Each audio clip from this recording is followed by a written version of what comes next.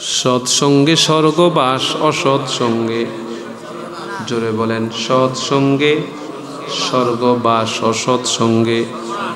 যেই বন্ধুটা বিড়ি খায়, সিগারেট টানে, সেই বন্ধুর সাথে চললে এটা আপনার অভ্যাস হবে, গন্ধ সহ্য হবে, তারপর হাতে নিতে ইচ্ছে করবে। আর যেই বন্ধুটা সালাত আদায় করে, নামাজ পড়ে, মসজিদে যায়, সেই বন্ধুটার সঙ্গে চললে আপনি নামাজ পড়েন না, কিন্তু একদিন 2 দিন 3 দিন 5 দিন পরে আপনাকে মসজিদে যেতে একটু মন চাইবে, এক ওয়াক্ত নামাজ পড়তে মন চাইবে। তার কারণ হচ্ছে আপনার বন্ধুও নামাজ পছন্দ করে, আপনি আপনার বন্ধুকে মোহাব্বত করেন, আপনার বন্ধু যেমন পড়ে আপনিও পড়তে চান, এমনি করে আপনার অসঙ্গতগুলো, আপনার খারাপিগুলো চলে যাবে, আপনিও শ্রেষ্ঠ মানুষ হয়ে যাবে। আপনার সিরাতকে পরিবর্তন করার জন্য 1 নাম্বার আপনার কালাম জীবনে ধারণ করবেন আর মডেল বানাবেন নবী মুহাম্মদ রাসূলুল্লাহ সাল্লাল্লাহু আলাইহি ওয়াসাল্লামকে। এবার বলে, হুজুর এখন তো আমাদের কি করব, উপায় তো নাই, আল্লাহর কালামও পড়তে পারি না, রাসূল যা করেছেন তাও আমরা বুঝতে পারি না, এখন আমাদের উপায় কি? তাই বলি কি আমরা পূর্ণ মুসলমান হতে পারবো না? তাই বলি কি আমরা ভালো মানুষ হতে পারবো না?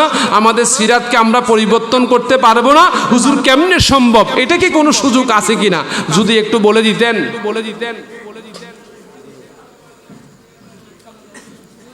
আল্লাহ রাব্বুল ইজ্জাতের ঘোষণা, ইয়া আইয়ুহাল্লাযীনা আমানুত্তাকুল্লাহ। আল্লাহ তাআলা বলেন, আল্লাহকে ভয় করো, আল্লাহকে ভয় করো। কেমন ভয় করবা? হাক্কা তুকাতিহি, ভয় করার মতো ভয় করো। জীবনে যদি একটা শপথ করেন, মিথ্যা বলবেন না, মিথ্যা বলবো না, এই শপথটা যদি কোনো বান্দা করে, তার 90% গুনাহ তার দ্বারাই হবে না। ঠিক নিয়ে বলেন তো, 90% গুনাহ হবে না যদি একটা শপথ করেন যে জীবনে মিথ্যা বলবো না। কি বলবো না? মিথ্যা বলবো না।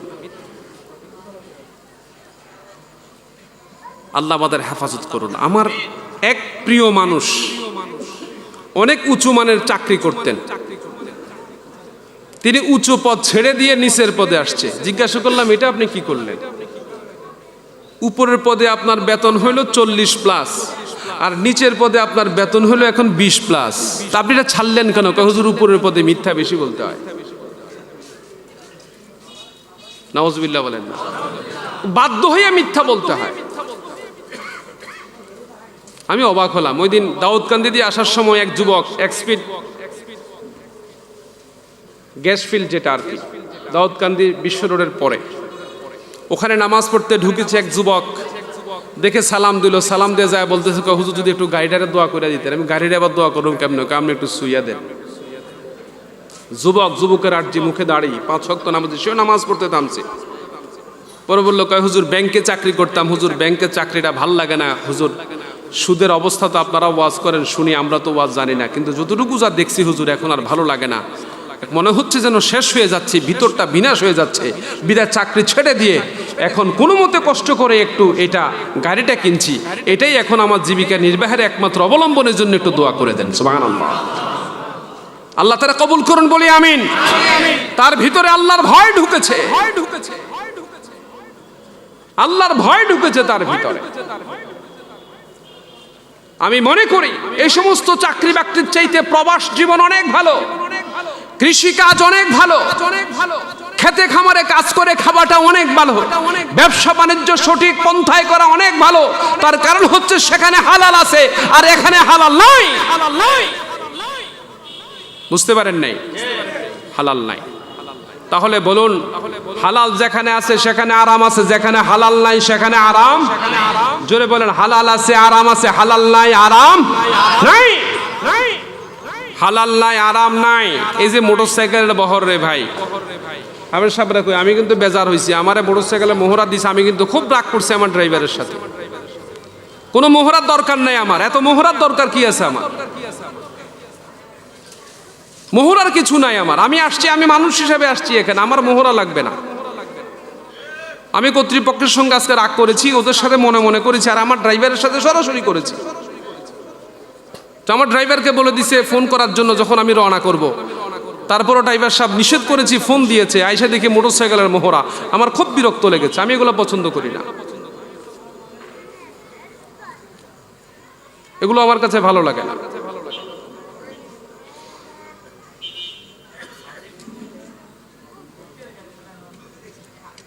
আল্লাহ আমাদের হেফাজত করুক, সকলে বলি আমিন।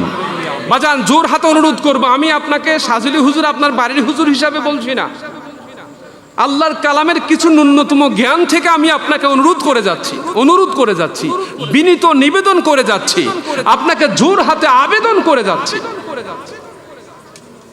আপনি ওয়াজ শুনবেন, আপনার এইখানে দিবেন, সেইখানে চলে যাবে, আপনার এটা মাফি ফায়দা, কোনো ফায়দা নেই।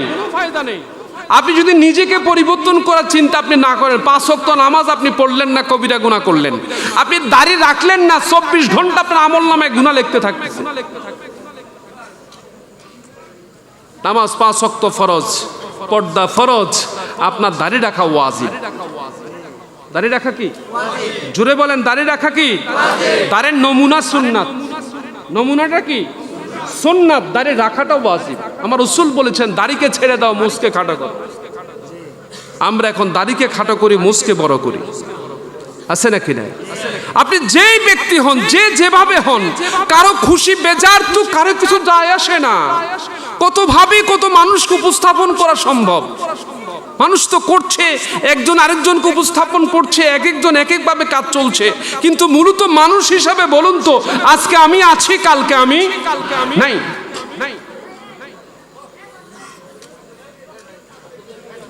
আমাদেরকে একটু পরিবর্তন হওয়া দরকার। এবার আল্লাহ তাআলা বলেন, ভয় করো আল্লাহকে। কেমন ভয় করবা? ভয় করার মতো ভয় করবে। তো এবার তুমি কোরআনকে তোমার জীবন ব্যবস্থা হিসাবে নেবে, মুহাম্মদ রাসূলুল্লাহ সাল্লাল্লাহু আলাইহি ওয়াসাল্লামকে তোমার জীবনের মডেল হিসাবে তুমি গ্রহণ করবে। এবার আল্লাহ তাআলা আমাদের জন্য জানিয়ে দিচ্ছেন কালামে পাক, তুমি জানো না রাসূল আরবি মডেল, কিন্তু রাসূল আরবি এখন দুনিয়াতে নাই, রওজা মুবারকে আছেন।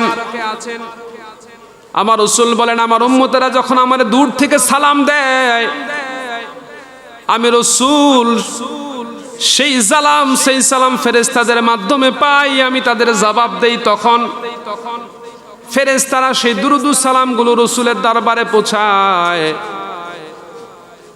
আর যখন কোনো উম্মাত রাসূল আরবির পাশে, কবরের পাশে গিয়ে সালাম দেয়, আমার রাসূল বলেন সেই সালামের জবাব আমি রাসূল নিজেই দিয়ে থাকি। জবান ছেড়ে বলি আল্লাহু আকবার। সে রাসূল এখন দুনিয়াতে নাই, তাহলে আপনি কেমনে চলবেন? এবার আল্লাহ বলেন, কুনু মা'আস সাদিকিন।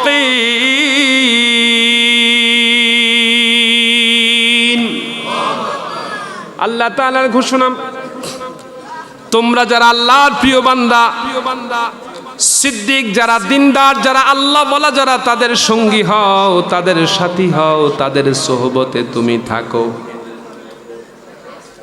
সৎসঙ্গে স্বর্গবাস, অসৎ সঙ্গে, জোরে বলেন, সৎসঙ্গে স্বর্গবাস, অসৎ সঙ্গে।